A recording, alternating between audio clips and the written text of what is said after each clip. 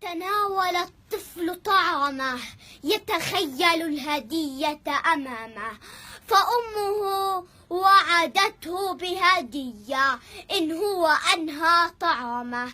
تساءل بجنون ألعبة تكون؟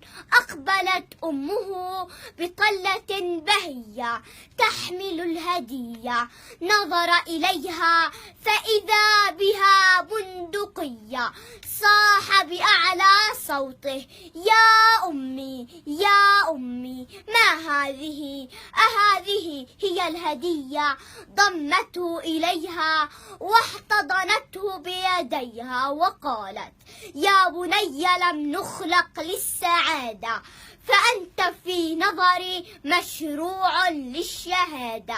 فأبوه قتله اليهود ليس لسبب يذكر، بل لأنه أطال السجود. فانتفض الجنود وتساءلوا: من تراه يخاطب؟ أيخاطب ربه المعبود؟ تبا لهم، فالقدس لنا وسلاحنا إسلامنا وذخيرتنا أبناؤنا، فأنت يا بني مشروع للشهادة.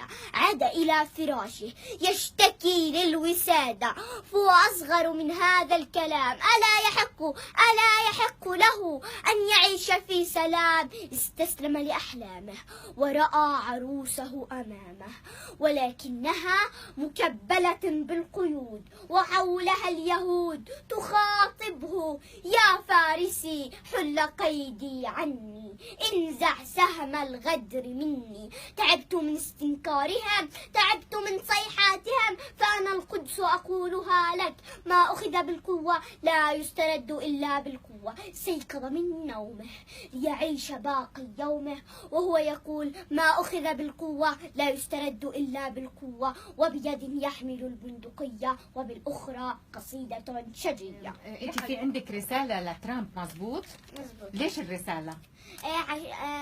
عشان هو أخذ القدس منا ومن جميع الفلسطينيين. يا حياتي، شو الرسالة بتقول؟ أنا طفلة من أطفال فلسطين، رسالتي إلى ترامب اللعين: أيها ترامب، كيف بحقوق شعبنا تستهين؟ أنسيت بأننا شعب الجبارين؟ أم هل نسيت بأننا أبناء الياسر والياسين؟ لك أيها ترامب ولكل صهيوني حاقدا يدعي أن له الحق في فلسطين أقول: القدس لنا كانت وما زالت وستبقى عاصمتنا على مر السنين، ولن نقبل أن تدنس قدسنا، وبإذن الله ستعود لنا ولو بعد حين.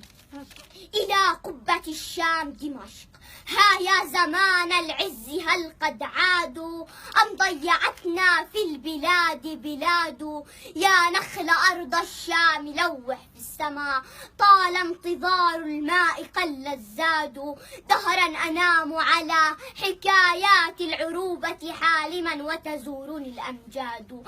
أني دمشقي وماء حديقتي من وادي دجلة أرسلت بغداد. أمنت باليمن السعيد تجارة، وبمصر بات الخيل والأجناد. وعلى ضفاف خليجنا لي خيمة، منها يمر الحج والعباد. كنا صغارا والزهور بكفنا، كيف استباحت كفنا الأصفاد. من علم الأطفال في كتابنا أن الحياة بنادق وزناد، وبأن عرضي مستباه عنده، وبأن قتلي يا شقيق جهاد. من قبل قابيل ومن بعد الورى عجبا للتاريخ كيف يعاد. إنا على نفس السفينة يا أخي، كل يباد إذا السفينة تباد. إن كنت تسعى للسيادة بيننا، فلكم أتى ولكم مضى أسياد. ولكم شهدنا في البلاد ممالكا، بلغوا الذرى الآن أين رماد. فاخفض سلاحك يا أخي محبة، بيني وبينك عصبة ووداد. لست العدو عدونا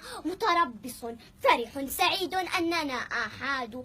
أترى بقلبك لا بعينك نورنا، سيراه نعمة العيون فؤاد. أنا ابن عمك يا ابن عم، إنما غلق القلوب مظاهر وعناد.